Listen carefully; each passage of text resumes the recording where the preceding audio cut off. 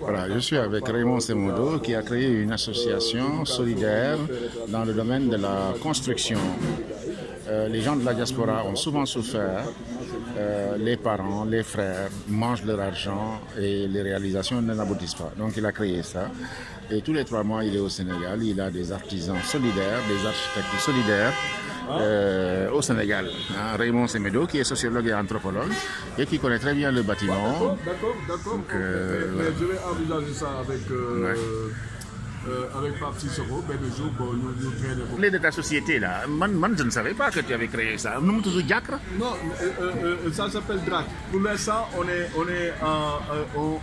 bosse, mais pour l'instant, bon, avec une autre structure, moi je l'avais créé depuis, bon, qui est comment on appelle ça encore, prestation de service quoi. D'accord, mais Diacre c'est quoi? DRAC Bobu, DRAC c'est diaspora, réalisation, architecture, construction. Mais pourquoi tu as créé ça?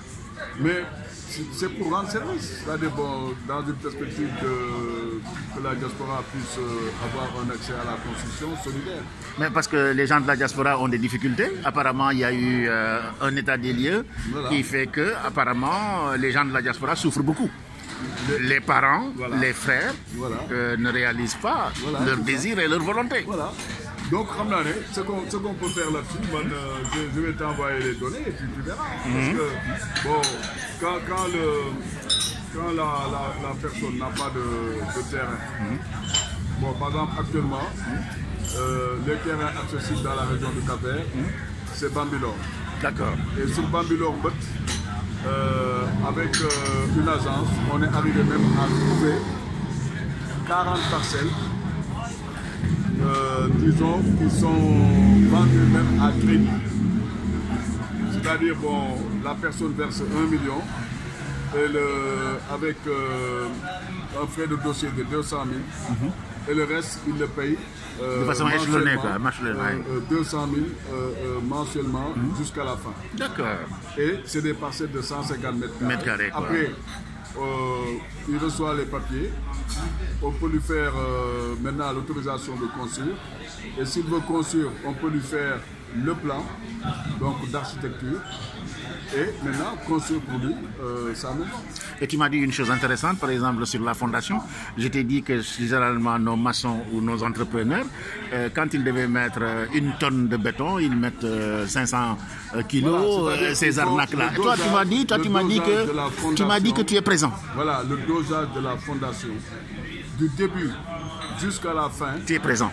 Nous sommes présents pour regarder les quantités de fer, les quantités de dosage du ciment, disons la mise en œuvre, ce que fait le maître d'œuvre, jusqu'au bout. Donc tout est sous contrôle. Tout est verrouillé du début à la fin. Je signale que Raymond est un universitaire, est un sociologue. Donc il y a une constance dans la rigueur, dans tout ce qu'il fait. C'est pourquoi je l'aime beaucoup. Là, je suis avec lui dans le 18e, mais c'est un puits de savoir, c'est quelqu'un qui a beaucoup de projets et c'est un humaniste. Et tout ce qu'il fait, c'est pour les compatriotes. Il est vraiment au service des compatriotes et il y a une éthique. Tous les gens qui connaissent Raymond Semodo savent qu'il ne varie pas dans le discours. Voilà.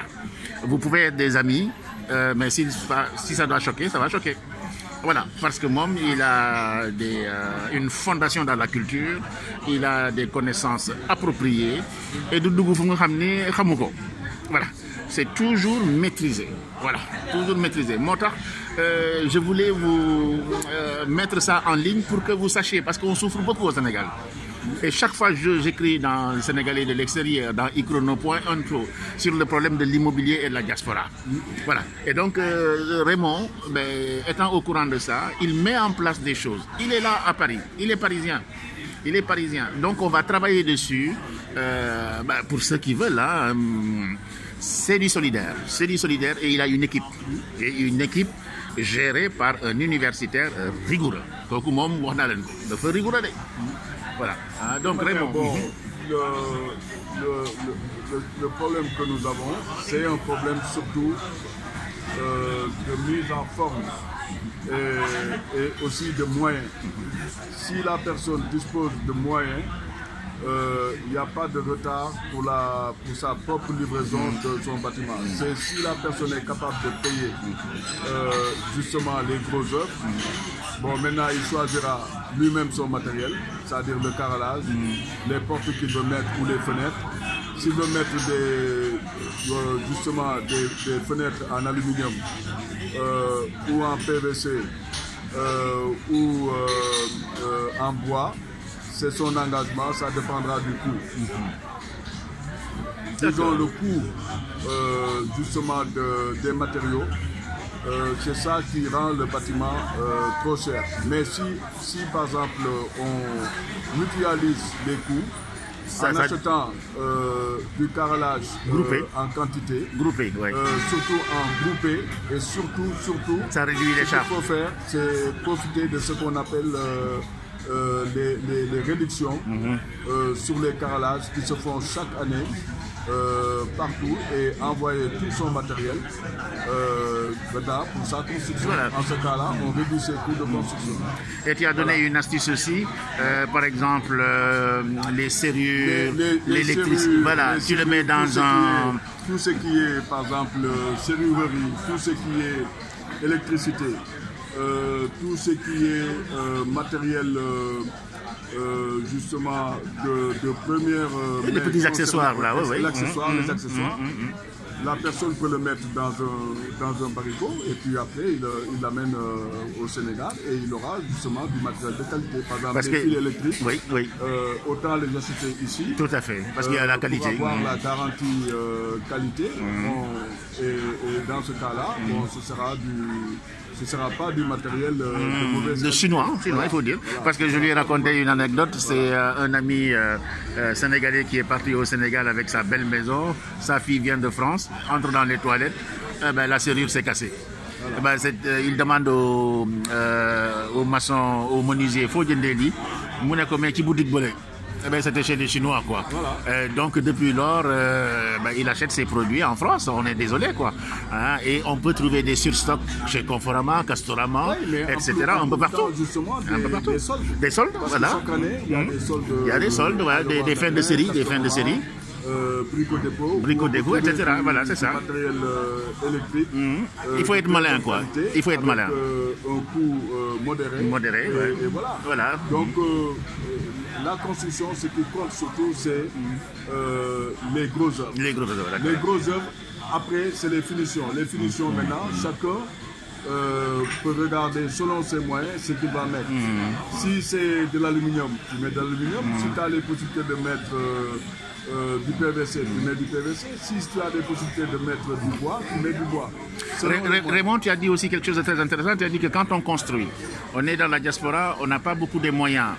De commencer petit, mais la fondation doit toujours être solide. Voilà.